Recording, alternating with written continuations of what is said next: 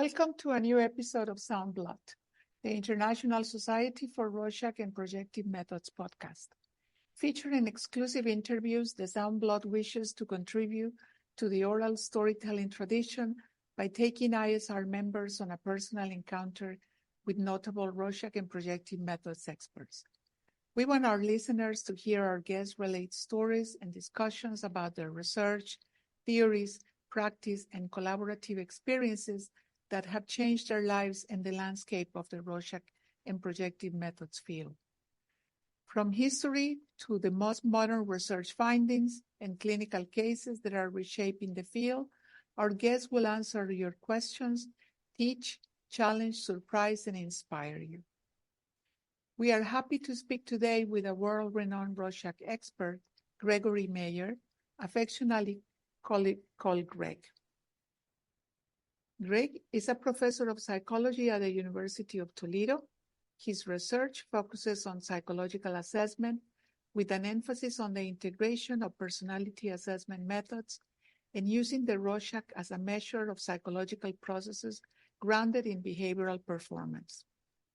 He has more than 100 peer-reviewed publications and an H index of 52. He has received distinguished contribution awards for specific articles and general contributions to assessment psychology, and in 2024, he received the Bruno Clougher Award for outstanding long-term professional contribution to a scholarship in the field of personality assessment. He served as the editor of the Journal of Personality Assessment for 11 years, and is a fellow of the American Psychological Association, Division 5, and the Society of Personality Assessment. In addition to co-authoring the manual for the Rorschach Performance Assessment System, he co-edited a casebook entitled Using the Rorschach Performance Assessment System, RPAS. Thank you very much, Greg, for agreeing to do this podcast for the members of the ISR and Projective Methods. No, thanks for inviting me. We would like to know about your professional activities at this time. Yeah, sure. So my professional activities, now I teach, I supervise, I do research, and do a lot of work for the Rorschach Performance Assessment System operation. We kind of operate like a nonprofit in the sense that we have a research and teaching educational mission. And so we're really striving to enhance clinical practice. And so recently, a lot of energy I've been putting into our first upcoming conference as well, which will be in May, as you know. Yes, thank you. And tell me now really going back, how did you learn the Rorschach for the first time? Where did you hear about it? So it's interesting. I really knew nothing about the Rorschach when I started graduate school. So I didn't hear about it really in college, not that I remember at least. When I started graduate school, I was asked prior to beginning graduate school by a friend of my parents whether I wanted to do assessment. And I said, no, I want to do psychotherapy. And that changed in my first year in graduate school. I went to Loyola University in Chicago, and Marvin Acklin was my assessment instructor. So we learned the Rorschach, the WAIS, TAT, earliest recollections, MMPI, profile of mood states, and probably one or two other things. We had to do 8 assessment batteries over the course of the semester, each semester. It was a year-long course. But the second semester, we just interpreted cases. We talked about the cases that we had assessed. And that was largely what we did in the classroom environment. And it was just fascinating to me to see the diversity of ways in which people process those different assessment methods, and how you could see their psychological characteristics sort of by juxtaposing their Rorschach data to their earliest recollections or their MMPI. And it was fascinating to me to see in depth how people were put together and the diverse ways that people were put together. And the Rorschach was just a huge part of that. And so that was my first introduction. And I didn't even think though that at that time I would continue with assessment. You know, I just found it very fascinating. It was one of the best courses I had in graduate school. And then later I did an externship and then an internship at the University of Chicago at the medical center. And that, as part of that, I was working with a neuropsychologist on my internship. And he was a neuropsychologist, but he had to do psychological assessments for everything that was needed in the hospital. And he didn't really like that. So he asked me if I would do the psychological assessments so that he could just focus on the neuropsych assessments. And so I said, absolutely. And so then my first job was working at the University of Chicago Medical Center doing psychological assessments and teaching students to do that, teaching interns to do that. And it was a very busy, active assessment service. And so I saw, I don't know, in the 4 years that I was there, I saw about 700 patients over the course of 4 years.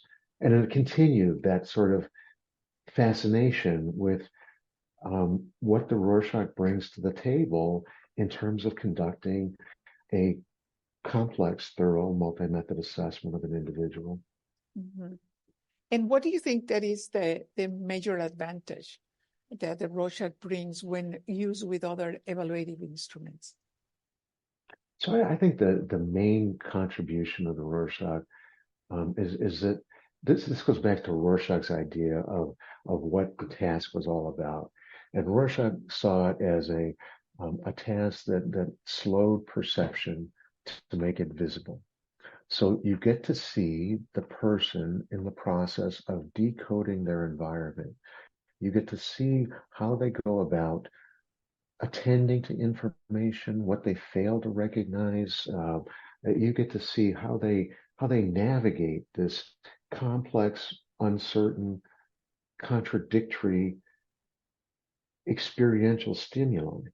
And it's, you know, we know from the research literature that this is a full brain engaging activity.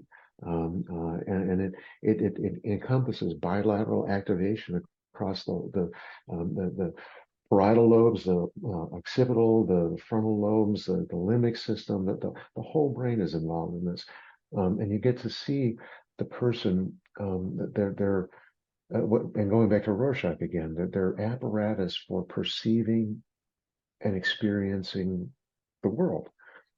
It's you get to see how they encode, how they represent things, how they make meaning, and it's so unique in that regard that you just don't get that from any other instrument. You know, even other things that are classified as projective methods or performance tests, you know, you don't get that in the same way from a TAT or an earliest recollection.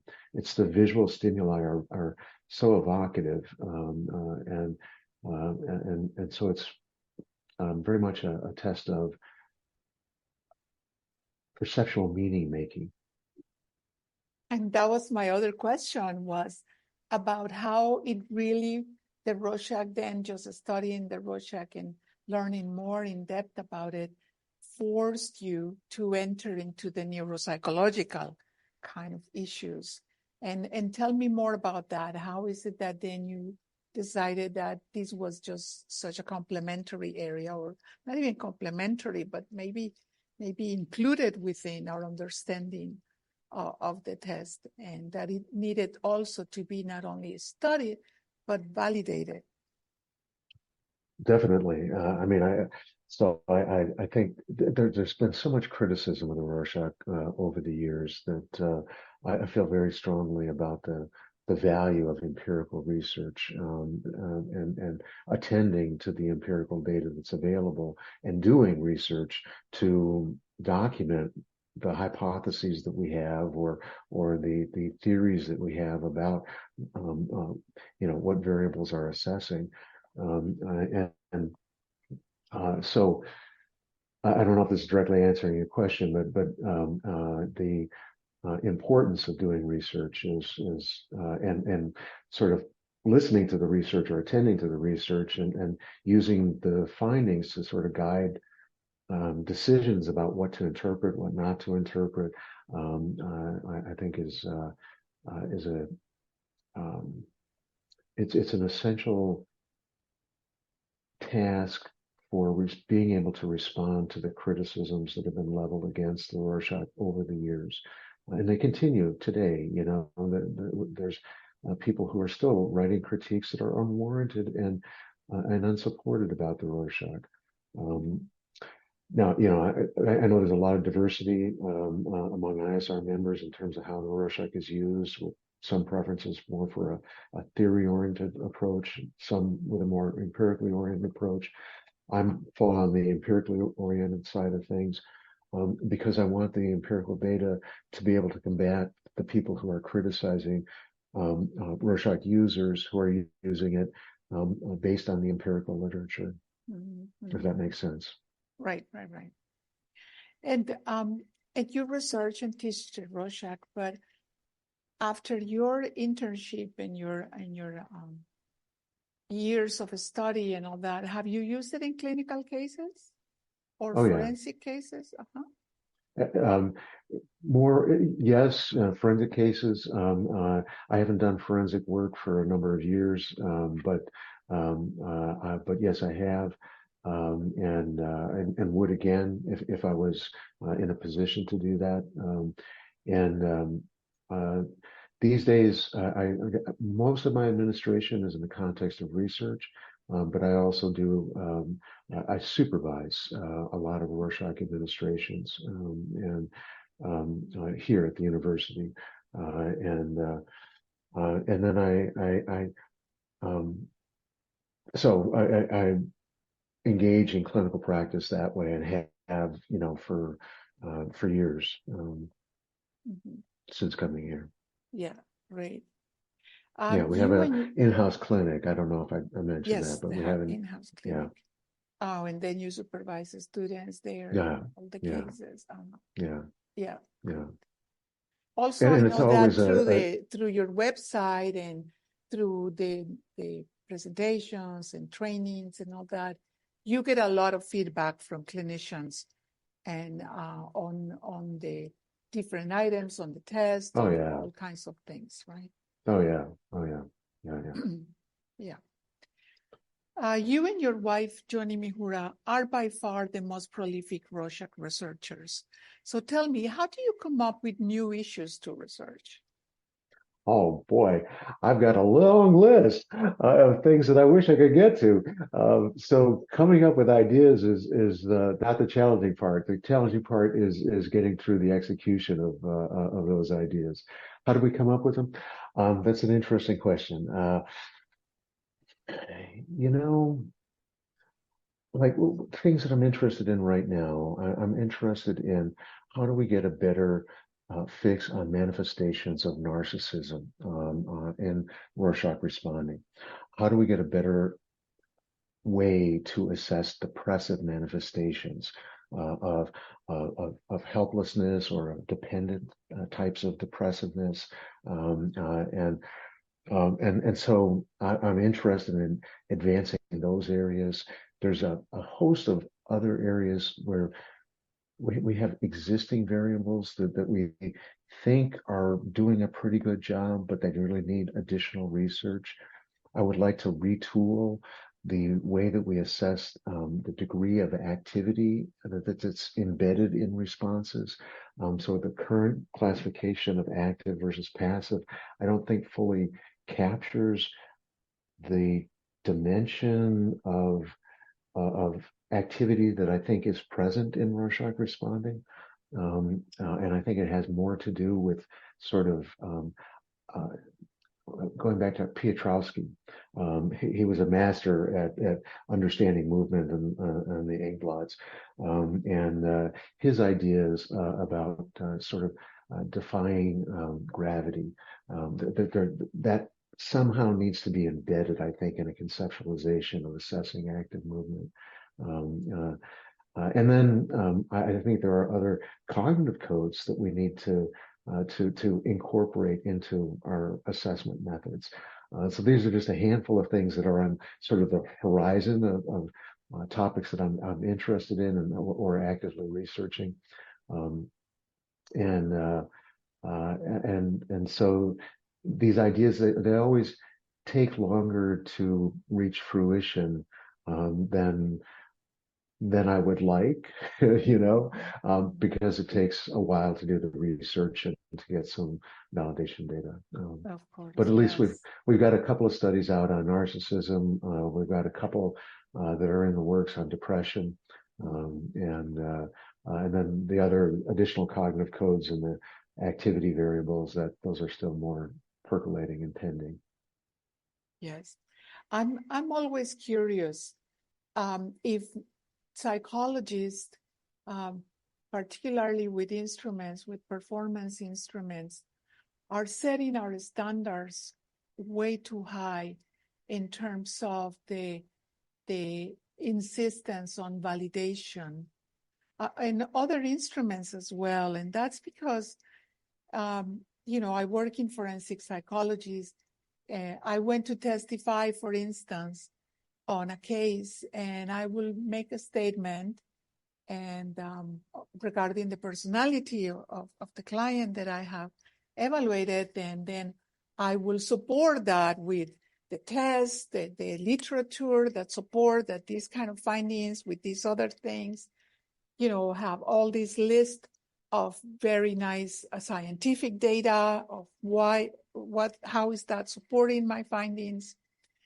And then I get a rebuttal psychiatrist, that comes and says, well, she's totally wrong, and this person is not narcissistic or not psychotic or whatever. And when they ask him, and what do you base that on? And he's like, well, 20 years of experience. I talked to the person, and I know that's not the case, And I was thinking, like, are we setting ourselves for standards that are so high? And is that a good thing? Is that what we want for our profession? I'm asking you as an empiricist, right? Yeah. No, great question. And forensic practice, just like clinical practice, is done in a very diverse set of ways. And there's no particular requirement when somebody comes in for an assessment of anything that you use particular measures or particular tools or any tool. So as an assessor, though, and as somebody who sort of advertises assessment as a skill or as a service, I want to do more than just an interview. I want to do more than bring my 30 whatever years of experience to bear on whatever you're talking about, or the client is talking about.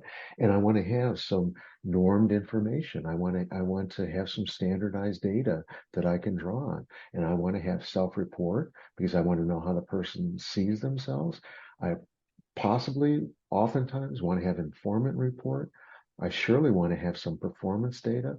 And oftentimes that is including the Rorschach.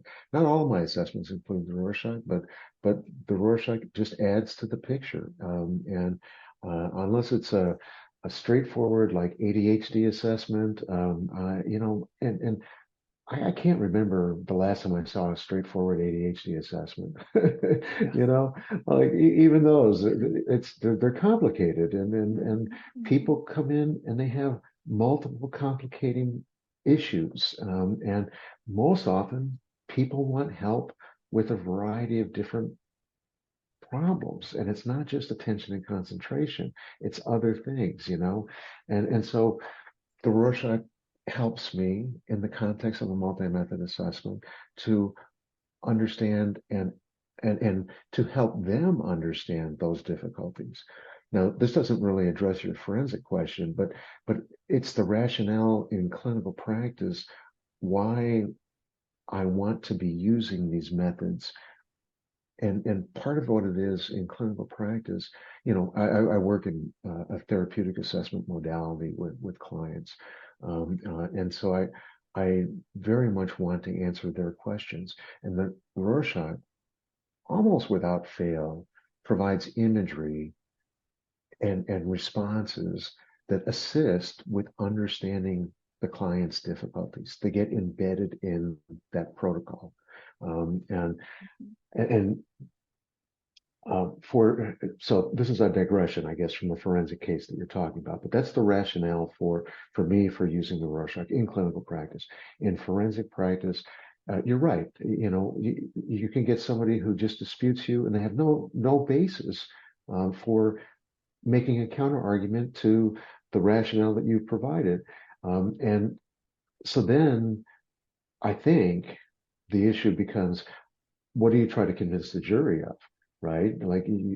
Well, that was his opinion, but he has no evidence to base that on. He has no data. I have data here in the form of this test and this other test, and I've got normed information, et cetera, et cetera. And I have evidence to back up my assertions.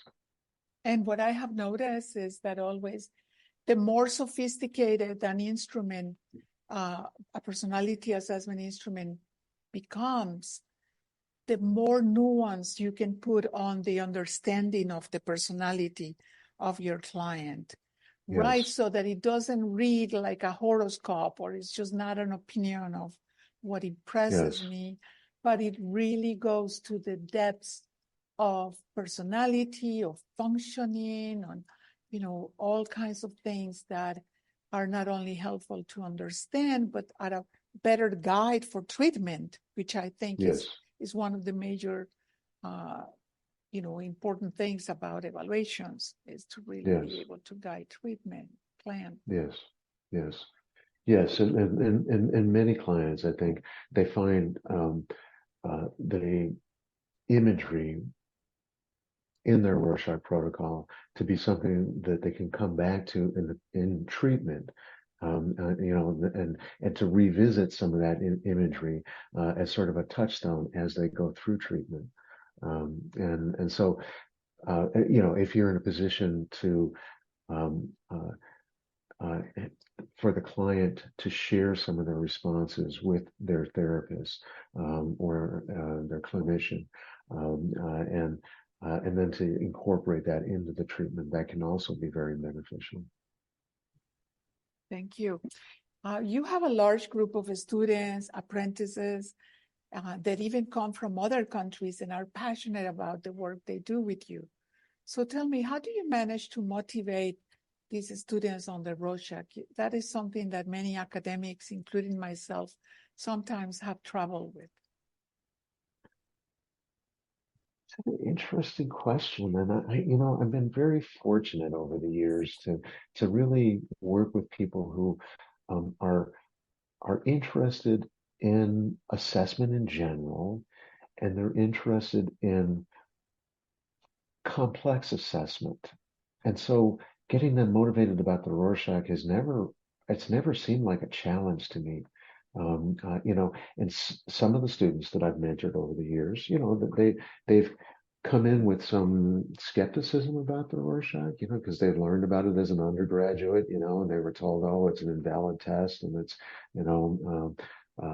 it's unreliable, and negative things, and so despite that, I think once the students start to see the Rorschach in practice, and to see how it fits in the context of an assessment, and they start to work collaboratively with clients, that whatever skepticism they have, it disappears, and they're and I've always been fortunate to have students who are interested in and motivated, intrinsically motivated to do research with the Rorschach, to advance Rorschach research.